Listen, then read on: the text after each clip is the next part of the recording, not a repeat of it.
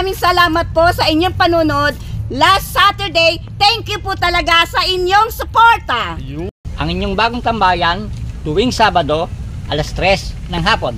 Please like and share ang aming Facebook page, Sweet Sabado!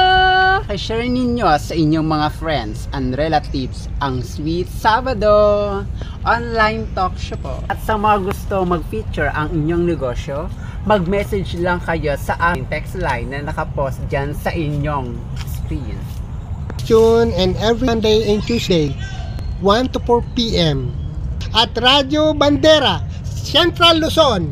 Ating segment naman ngayon mga kaibigan ay Sweet Kwentuhan. Ang topic natin ngayon sa Sweet Kwentuhan ay mahalin ang sarili.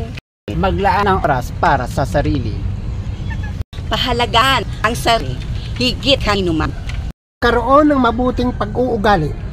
Magtiwala sa sarili. Alagaan ang iyong sarili tulad ng pagmamalasakit mo sa iba. Chika time!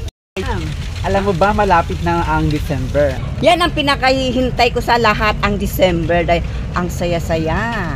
Excited na rin ako sa 8 years ng Christmas party natin at sa 8 taong magsasama natin sa short film. Ganon din ako, Garci. Excited na talaga ako sa ipapalabas sa Christmas party natin. Yung mga short film na ginawa natin. Very excited na talaga ako. Abangan natin yun, ha?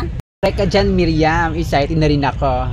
Nakalain mo, 8 taon na ang short film natin at 8 taon na magsasama ulit tayo sa Christmas party natin. Ang ating pong segment ay ang jok. Yeah! Pre-birthday mo? Oo naman, August 30. Anong taon? Taon-taon, ano yan? Every sometimes nang magbe-birthday?